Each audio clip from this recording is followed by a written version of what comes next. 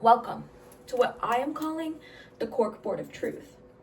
Now, the Cork Board of Truth is where I go over all of the family relations that come to light in the whole All for the Game series. It's very complicated, so I figured I'd do the work so you don't have to. I hit my door. Ignore that. Now, I say we just jump in, because there's a lot to cover, so let's just get into it, okay? Now, let's start over here, where we have this little line connecting Tetsuji and Kaylee Day. This little line represents the formation of Exi over in Japan, right? And the reason that Tetsuji and Kaylee Day were even able to meet in Japan was because Tetsuji had more freedom. He was more free to go and study. And I know you're asking, Elena, why is that? Why did he have more freedom to go and study? Well, that involves us going over to the Moriyama family lore. Here we have an unnamed father, unnamed mother. They don't really matter, just know they're part of the Moriyama family. That's it. That's all you gotta know. And they have two sons, Kengo Moriyama and Tetsuji Moriyama, right? So Kengo Moriyama, firstborn son. Now it's important to note that he is the firstborn son. Tetsuji, secondborn son. Now, the Moriyamas are actually an infamous crime family. Yep, they are a part of the Japanese mafia, aka the Yakuza. So, Kengo Moriyama, because he's the firstborn son, is set to inherit the family business, aka the crime stuff that they have going on. So, Kengo Moriyama, he goes with this, unnamed woman, we don't really know, and has a kid. Boom, Ichiro.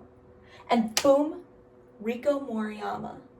Now, these two, again, he had two sons, right? Another one, two sons. So we have Ichiro Moriyama, Riko Moriyama. Ichiro was the firstborn son. Now, what did we learn about firstborn sons? They inherit the family business. Correct. So, Ichiro is set to inherit the family business. Riko, however, secondborn son. So Tetsuji and Riko Moriyama are a part of what in the Moriyama family is called the branch family. So you have the main family, which includes firstborn sons like Kengo and Ichiro, and then you have the branch family, which includes secondborn sons like Tetsuji and Riko Moriyama, right? So, the branch family does not have contact with the main family. They just don't. Riko has never met his father. Never met his father. Yikes. So, as you can see, it's a really weird, messed up place in the Moriyama family. Tetsuji, being the second-born son and part of the branch family, he has more freedom. So he goes to Japan to study, he meets Kaylee Day, they create Exi. Now, Kaylee Day ends up meeting someone named David Wymack, who later becomes the coaches of the Foxes, but right now, you need to know him as the person who, with Kaylee Day, created none other than Kevin Day. Kevin Day, very important character. And so, Kevin Day exists. Now, as sad as it is, Kaylee Day dies in a car accident. Who could know? She's dead in a car accident. Now, David Wymack's not in the picture. He didn't even know Kevin was his kid until Kevin was in college and was like, hey, bro, I think you're my dad. So, yeah. David's not in the picture. Kaylee's dead. So what are we going to do with our little guy, Kevin, who's a kid at the time? He's going to go live with his godfather. And who's his godfather, you're asking? None other than Tetsuji. Tetsuji. And now, at this time, Tetsuji has started creating what becomes the Ravens. The Ravens are the first collegiate Exi team, and Tetsuji, because he is like the head of the branch family, also has custody of Riko Moriyama. And so now he has custody of both Riko Moriyama and Kevin Day, and he is training them to become like literal Exy overlords, because Rico's uncle, Tetsuiji, was one of the creators of Exy, and Kevin Day's mom, Kaylee Day, was one of the creators of Exy. So these two are called the sons of Exy, right? And so Tetsuichi pours a lot of time and money into Kevin. So basically, because he poured so much time, money, and energy into Kevin, even though he's his godfather and he, like, you know, didn't have to take him in if he didn't want to, pours all this time, money, and energy into him.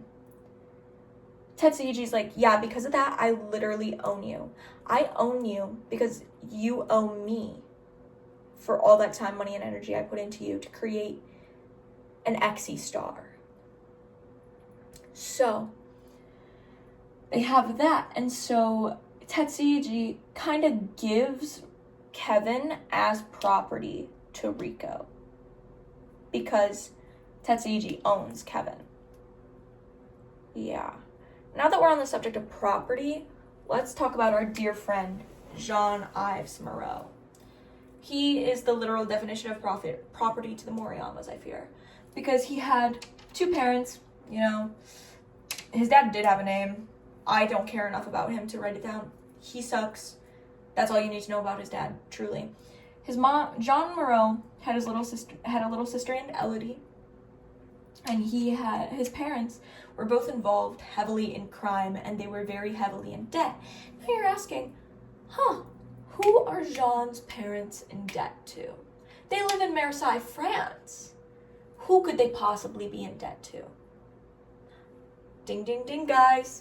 It's the Moriyamas. It is Kengo Moriyama. Yeah. So, this family is in debt to the Moriyamas. And you know what they do? They take Jean and they sell him. They sell him to the Moriyamas. So they are no longer in debt to the Moriyamas, but their son's there. That's a choice. But Tetsuiji, again, has Jean, who is now his property, has Jean, and he gives him to Rico as property. Because he's creating Exy stars out of these three. But these two are the only important ones. Jean is quite literally just treated as property. Now, somewhere in this timeline, unfortunately, we don't know when, Elodie, Jean's little sister, does die. Very unfortunate. She was just a little girl. Now, I think we should talk a little bit about this line right here that connects Kevin and Jean. Dubiously, I think they were lovers. It is canon that Jean-Yves Moreau had a crush on Kevin Day. Do we know if it was mutual? No, not really. I do think it was mutual because Kevin was like, Jean, you should teach me French. You should teach me French so Rico can't know what we're saying to one another. And like, yeah, it was like a good survival move, but also you want secret at night lessons with another man. A man who everyone knows has a crush on you. Okay. And so, now that we've explored a lot of Moriyama stuff, let's get down to the Hatford-Wisniewski family line.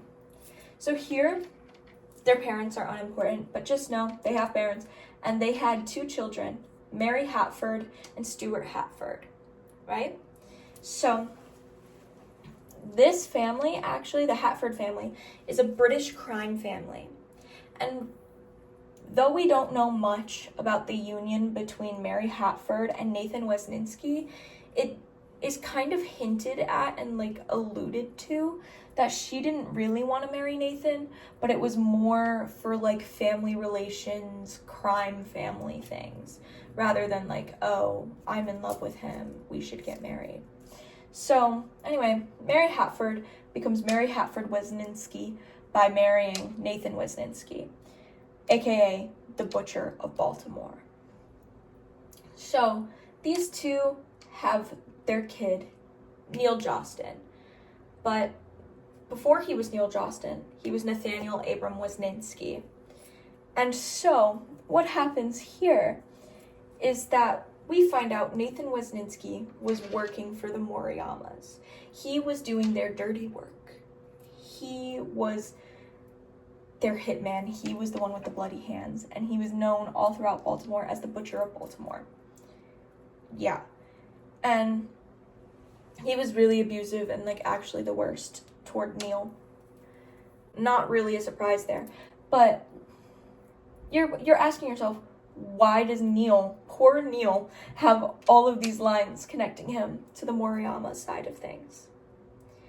I wish I could say it was for good reasons. It's not. Neil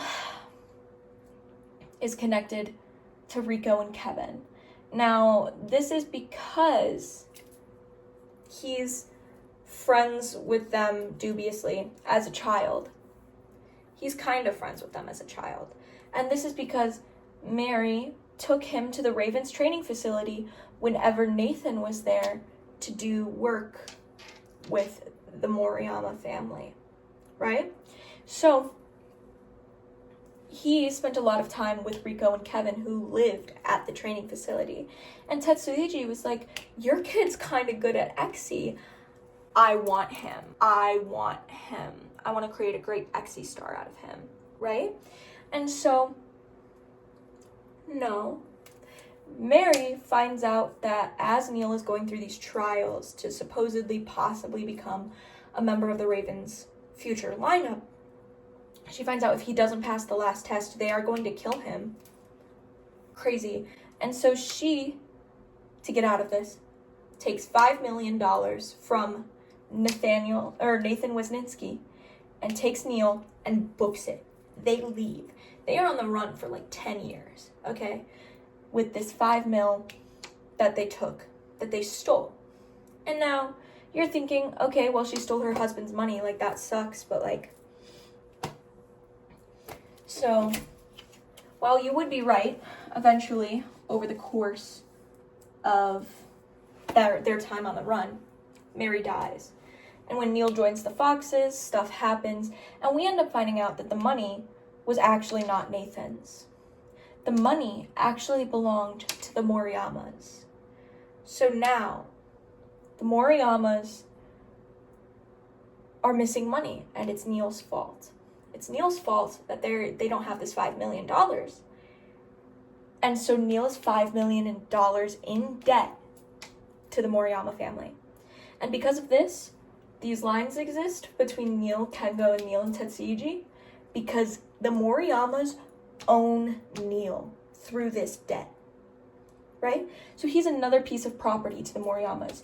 In terms of property with the Moriyamas, you have Neil, Kevin, and Jean. All three of them are considered property, right? And so, with that, let's talk about something a little different. We'll get back to the whole property business, right? We'll get back there. We have Neil Jostin, right? See this line? Goes down here, up to here, connects him to Andrew. It's because they're lovers. They refuse to admit it a lot, but they're very clearly lovers. And I had to make sure that this line didn't touch Aaron because Aaron hates Neil, so that the line just could not touch him. But this timeline gets a little confusing too, but I will do my best to summarize for you. So here, Tilda Minyard and an unnamed man have these twins, these identical twins. It's important that they are identical, so keep that in mind. Have these identical twins, Aaron and Andrew Minyard. But the father isn't in the picture, and Tilda doesn't want kids. Tilda doesn't want kids, let alone two of them. So she puts them into foster care. Now, you're thinking, oh, well, foster cares tend to keep families together. And maybe you're right, maybe you're not, but the thing is, Tilda actually starts to feel bad. She comes back, and she takes home Aaron Minyard. But she doesn't take home the other identical twin. So Andrew Minyard is he's in foster homes for his whole life, while Aaron Minyard grows up with his abusive mother, Tilda Minyard. Now, Eventually, Aaron finds out that he has a brother, and he sends him a letter while Andrew is in juvie. Aaron's letter basically is like, oh my gosh, it's so cool, like, to know I have a brother. I've always wanted a sibling, because his mother, Aaron's mother, and I mean Andrew's, but like Aaron's mother was very neglectful. She was abusive. She was very into drugs. And so he was like, wow, this is so cool. I have a sibling, like I have someone to like share things with. I have someone to talk to, things like that. And he sends this letter to Andrew in juvie, and Andrew literally says, F you, never contact me again. Now, eventually, we find out that Tilda has a brother named Luther Hemmick, right? Luther Hemmick, he finds out about Andrew and convinces Tilda to bring both of them home. So Andrew gets out of juvie, gets brought home. The first time Aaron and Andrew meet, they are around 16 years old. They are identical twins, but the first time they meet is when they are 16. Yeah. Crazy. Anyways, so let's get into this whole messy business. So Aaron at this time is heavily addicted to drugs, because his mom was an addict. His friends were not great people in high school, and so he was very addicted to drugs. And this use was exacerbated by Tilda's abuse, and Andrew told Tilda, you touch him one more time, see what happens. Basically, he said, F around and find out. And I fear she did. Tilda did mess around. She did hit Aaron one more time. And so while Aaron was at a study group, Andrew pretended to be Aaron and got in the car with Tilda. And Andrew admits that it was him who made her crash the car, leading to Tilda. Boom. Tilda's dead, right? Tilda's dead. These two collect the life insurance money. Aaron is not very happy. He didn't want his mother to die despite the fact she was abusive, but Andrew was doing it to protect Aaron because they had a pact to protect one another. More specifically, Andrew protect Aaron. And so with Tilda dead, no dad in the picture, they have no family. But then, not Luther Hemmick, not Maria Hemmick. No, they didn't want to deal with having the twins. But their cousin, Nikki Hemmick, did. So we have Luther, Maria, they have Nikki. Nikki is in Germany at this time because he did his senior year studying abroad in high school. And he met his boyfriend, Eric Close, and ends up becoming very romantically involved, and he plans on living over there. But he hears that the twins have no one, and that his parents don't want to take them. And so he comes back from Germany to finish raising these two. He is like maybe 20. Nikki is like maybe not even 20. And he is raising these two very traumatized 16-year-olds. And he helps raise them. They have a house in South Carolina. And stuff happens, and David Wymack ends up hearing about this really great high school Exie player, Andrew Minyard. Andrew Minyard is a goalie, really, really good. And David Wymack's like, I hear you're really good. I hear you have a traumatic past. Let's make this like a partnership. Like let's do this. And Andrew says he would only sign on if Aaron and Nikki were also signed on with him. It was a done deal. It worked out. So now all three of them are on the Foxes. And Andrew ends up meeting Neil. He vows to protect Neil. Andrew also has a vow to protect Kevin at this time from the Moriyamas. Now that we're back at the Moriyamas after this brief little side tangent, Neil negotiates with Ichiro for Kevin, Jean, and his own freedom from the Moriyamas. And you're wondering, how could they negotiate this? Well, Neil says, the three of us will go pro. We will go pro after college. We will play XC, and we will be great.